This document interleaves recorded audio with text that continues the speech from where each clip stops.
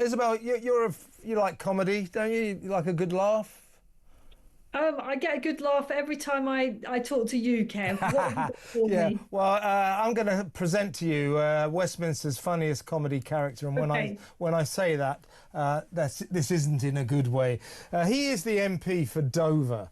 His name is Mike Tapp, former military man. I admire him for that. But as an MP, he makes a damn good racehorse. He's an absolute joke. Tweeted only recently about my colleagues, my esteemed colleagues, Mike Graham and Julia Hartley-Brewer. These two entertainment presenters, brackets, they are not journalists, need to be sacked. There is no place for this behaviour within British media. What he means by that was Mike and Julia having the temerity to criticise the Labour government. He also tweets regularly about Nigel Farage and Reform being fake patriots. He's got massive Farage derangement syndromes. But this is getting serious. So this is what after Nigel Farage's and Reform's press conference yesterday, wasn't it? Where he announced widespread tax breaks, the restoration of the winter fuel allowance, special tax breaks for young people in order to do something about our declining birth rate. It was all, upbeat. I'm going to save your tax monies. This is what Mike Tapp tweeted. He said, Russian bots are out in force defending Farage. Now, we've been in touch with Mike Tapp and said, please come on the show because we'd like you to substantiate this.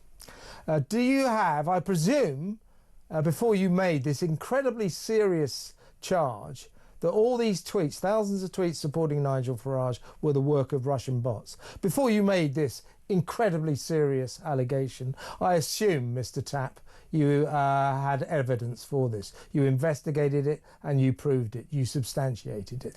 You won't be all that surprised to note, I suspect, Isabel, that Mike hasn't got back to us. Anyway, just before I get your comments, here's Mike talking about how you can trust Labour with our sovereign borders. I'm serious.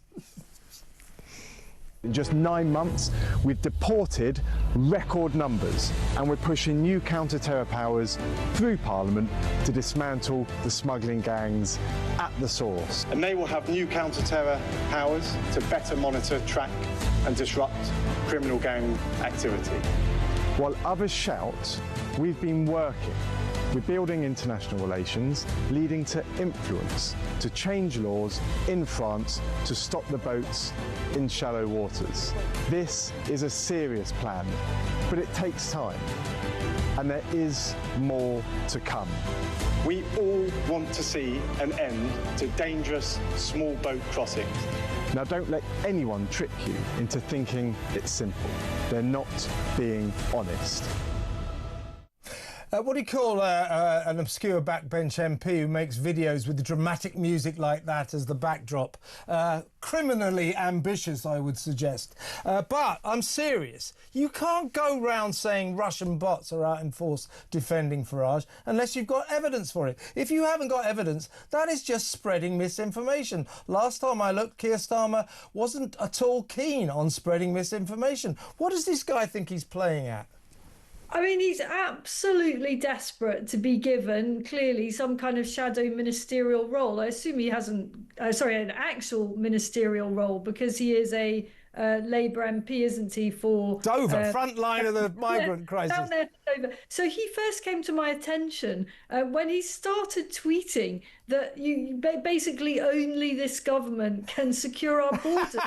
all the while, literally hundreds of illegal immigrants are pouring into his own constituency. I thought, who is this complete and utter clown gaslighting us, trying to pretend that white is black, and this guy, what's he all about? And since then, he's simply doubled down on that and continues to put out these ludicrous videos. I mean, who does he think he is in that video? Look at all those hand movements. Who does he think he is? Is he auditioning to be some kind of future Blair? Is that who he thinks he is?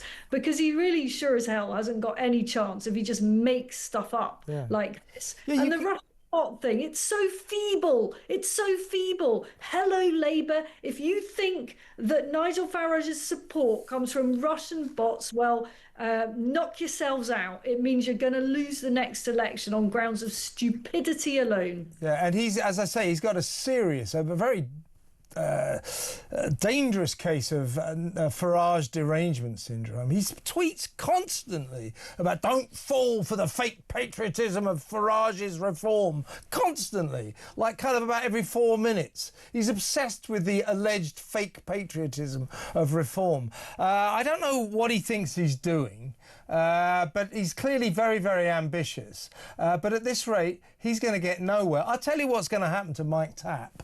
Probably within about the next 12 hours, he's going to get a phone call from Downing Street saying, "Hey, Mike, wind your bloody neck in."